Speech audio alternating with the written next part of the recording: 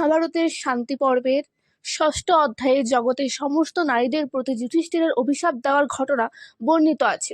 18 দিন ধরে চলার পরে শেষ হলো কুরুক্ষেত্রের ধর্মযুদ্ধ। কৌরব ও পাণ্ডব এই দুই পক্ষের 18 অক্ষৌহিনী সেনা এই যুদ্ধে প্রাণ ত্যাগ করলেন।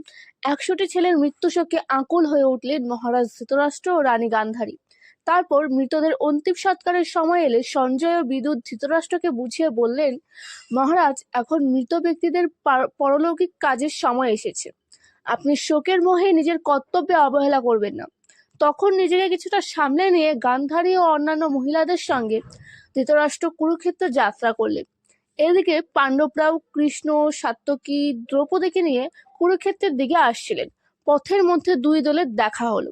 পাণ্ডবরা একে একে ধৃতরাষ্ট্রের কাছে গিয়ে নিজেদের নাম বলে তাকে প্রণাম করতে লাগলেন। তখন ধৃতরাষ্ট্র বাকিদের সাথে ভালো করে কথা না বলেই ভীমকে খুঁজতে থাকলে তার উদ্দেশ্য বুঝে কৃষ্ণ ভীমের একটি লোহার মূর্তি তার সামনে এগিয়ে দিলেন।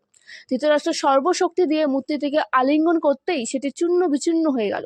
কিন্তু তারপরেই ধৃতরাষ্ট্র ভীমকে হত্যা করেছেন ভেবে অনুতপ্ত হলেন। তখন ভীম এসে তাকে প্রণাম করলে ধৃতরাষ্ট্র আশীর্বাদ করলেন। তারপর পাণ্ডবরা গান্ধারীর কাছে গেলেন। তাকে রাগে দুঃখে আকুল দেখে তার রাগ কমানোর জন্য যুধিষ্ঠির গান্ধারীর পায়ে ধরতে গেলেন। সেই সময় গান্ধারী তার চোখের বাঁধনের ফাঁক দিয়ে যুধিষ্ঠিরের হাতের নখ দেখতে পেলেন। তার ফলে যুধিষ্ঠিরের সুন্দর নখ কুৎসিত হয়ে গেল। এই দেখে পাণ্ডবরা ভয় পেয়ে গেল।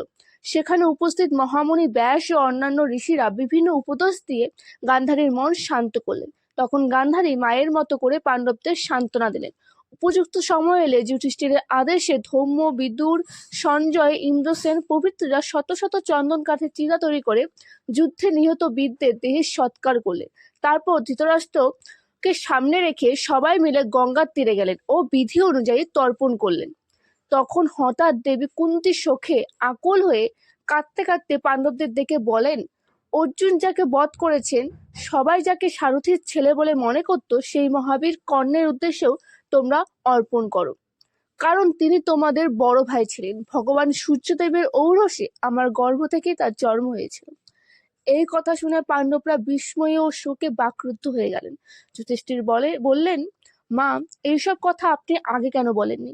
অভিমন্যু, দ্রৌপদীর 5 ছেলে এবং নিজেদের আত্মীয় ও বন্ধুদের মৃত্যুতে আমরা যত না দুঃখ পেয়েছি, কর্ণের জন্য তার শতগুণ বেশি দুঃখ এখন আমাদের পেতে হচ্ছে। আমরা যদি তার সঙ্গে মিলিত হতে পারতাম, তবে ত্রিভুবনের কোনো জিনিসই আমাদের নাগালের বাইরে থাকতো না, এই ভয়ানক যুদ্ধও হতো না। তারপর যুধিষ্ঠির কর্ণের স্ত্রীদের সঙ্গে কর্ণের উদ্দেশ্যে অর্পণ করলেন।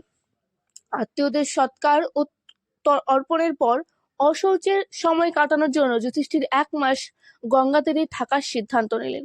সেই সময় ব্যাস, নারদ, দেবল প্রভৃতি মহর্ষিরা এবং বেদজ্ঞ স্নাতক ব্রাহ্মণরা তাদের সঙ্গে দেখা করতে এলেন।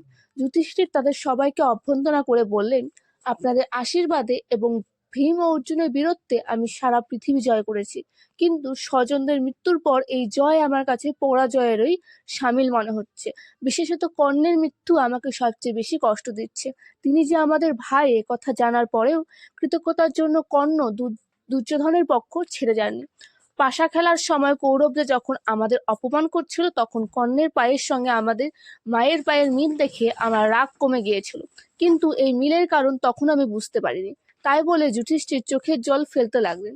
দেবর্ষি নারদ তখন কর্ণের জন্ম ও অস্ত্র শিক্ষার সব ঘটনা বর্ণনা করে বললেন, মহারাজ, এটাই কর্ণের নিয়তি ছিল।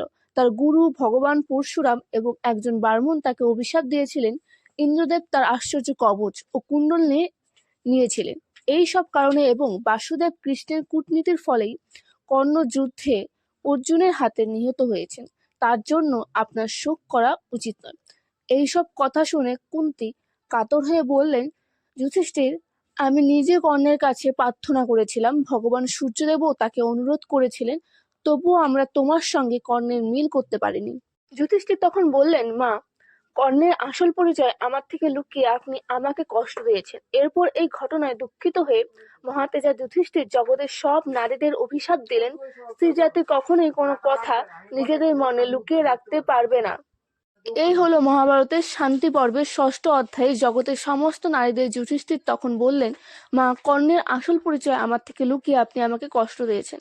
এরপর এই ঘটনায় দুঃখিত হয়ে মহাতেজা যুধিষ্ঠির জগতের সব নারীদের অভিশাপ দিলেন, স্ত্রী জাতি কখনোই কোনো কথা নিজেদের মনে লুকিয়ে রাখতে পারবে না।